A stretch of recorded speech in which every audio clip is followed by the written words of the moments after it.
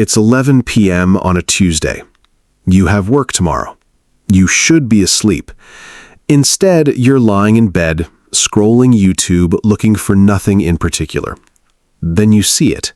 A guy your age, laptop open, numbers on a screen. A watch you recognize from a store you've never walked into. He's talking about pips and spreads and financial freedom. You don't understand half the words, but you feel something underneath them. Something that reaches through the screen and grabs you somewhere specific. You click. You watch the whole thing. Then you watch 3 more. By 2 a.m., you haven't just watched videos. You've opened a demo account. The trading terminal looks like the cockpit of something important.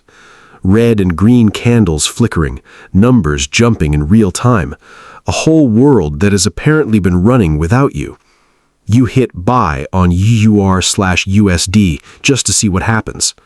The price ticks up. $12 profit in 4 minutes. It's fake money. Your heart is racing like it isn't. And somewhere in that moment, a thought forms. Quiet. Dangerous. Why is everyone else working a 9 to 5 when this exists? That single thought is the most expensive thing you will ever own. The fever dream. The next 3 weeks are a blur. Moving averages, RSI, support and resistance, Fibonacci retracements. You're not sleeping properly. You're not eating at normal times. You're inhaling information the way a drowning person inhales air. You find a strategy on a forum. A guy claims it has an 87% win rate. He has screenshots. He has testimonials. He has a sense of absolute certainty that you find completely contagious. You print out the strategy. You tape it to your wall. You believe in it the way people believe in things they desperately want to be true. You deposit $500. Real money. Your money. This is it. You are not a guy with a hobby anymore. You are a trader. Your first real trade is GBP/USD. You see the pattern from the screenshot. You enter. It goes red immediately. You hold. The YouTube guy said patience. The YouTube guy said trust the process. You close it 40 minutes later, down $80. Hands slightly unsteady, breathing slightly wrong. Your first lesson. The market doesn't care about your screenshots. The market doesn't care about your strategy. The market doesn't care about you at all. Level 2. The rabbit hole. You've burned $300 of your initial deposit. Your solution is more. More books, more courses, more indicators layered on top of indicators, layered on top of indicators, until your chart looks like a child's drawing of a city. You convince yourself that the answer is hidden somewhere. In a PDF, in a $97 course from a man with a Lamborghini and a suspiciously good tan. You deposit another $300. For 4 days, you are a monk of discipline. You follow your rules exactly.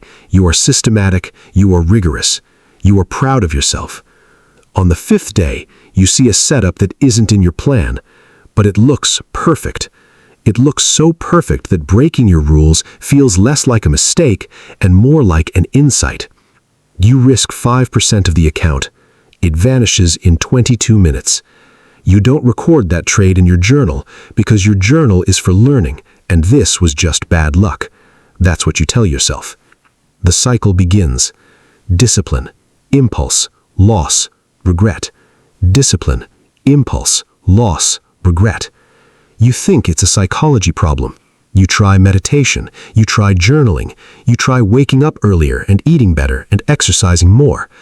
But the truth is simpler than all of that, and harsher. You are executing a strategy with no real edge, with perfect discipline, and a disciplined execution of a bad system still leads to zero. It just gets there more neatly. You join a Discord with 4,000 members.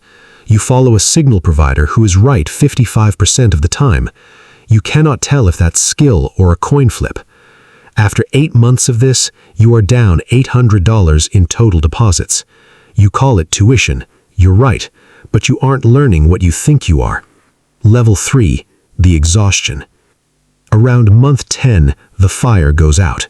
Not dramatically, it just dims one morning and doesn't come back. You stop chasing the secret. You stop looking for the Holy Grail. You stop watching people on the internet talk about financial freedom from rooms that look suspiciously like rented Airbnbs. You just watch.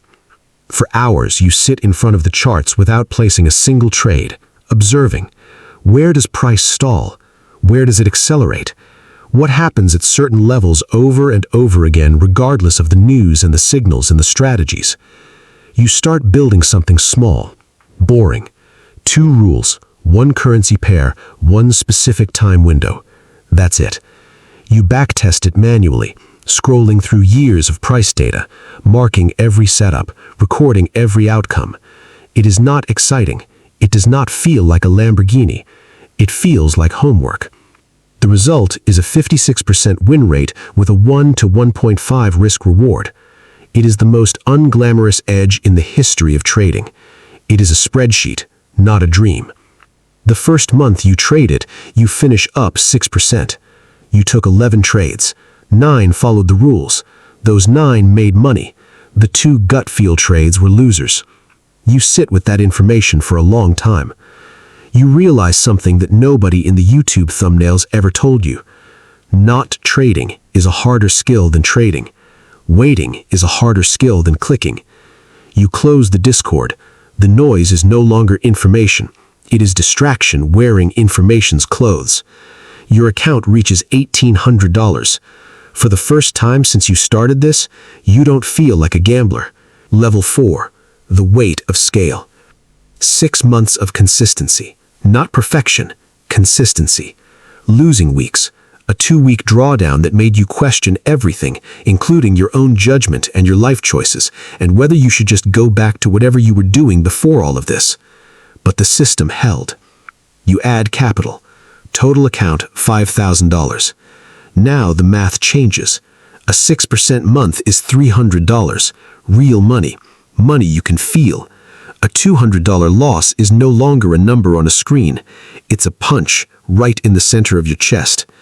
You feel it, and you don't revenge trade. That is your greatest victory so far. Greater than any winning trade you have ever placed. You find a small private group, 8 traders, no flexing, no screenshots of watches, no one talking about the life they're going to live someday. Just journals. Honest postmortems, brutally specific debates about execution. You realize something sitting in that group that reframes your entire first year. Everything you consumed when you started this was a product, sold by people whose business model was not trading.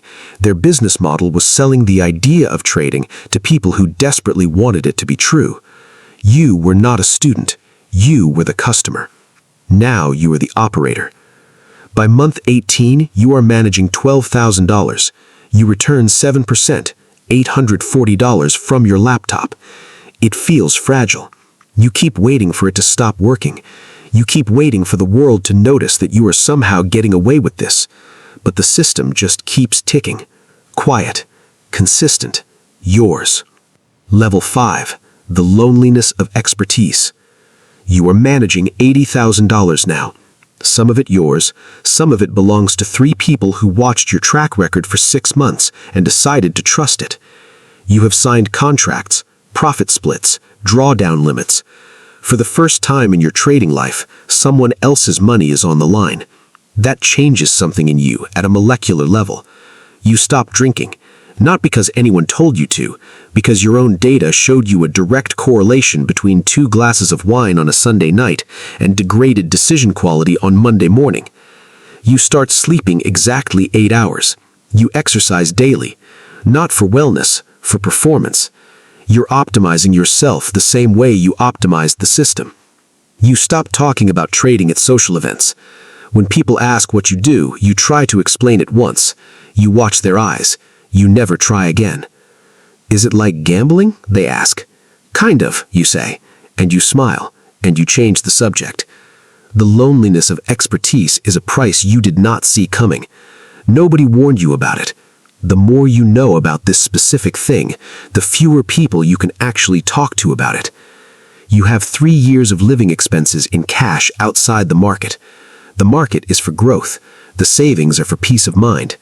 They are two completely different accounts, serving two completely different purposes. You are accountable now, to your system, to your partners, to the version of yourself that has to sit down at that desk every morning and make decisions that actually matter. That weight never leaves your shoulders. You stop expecting it to.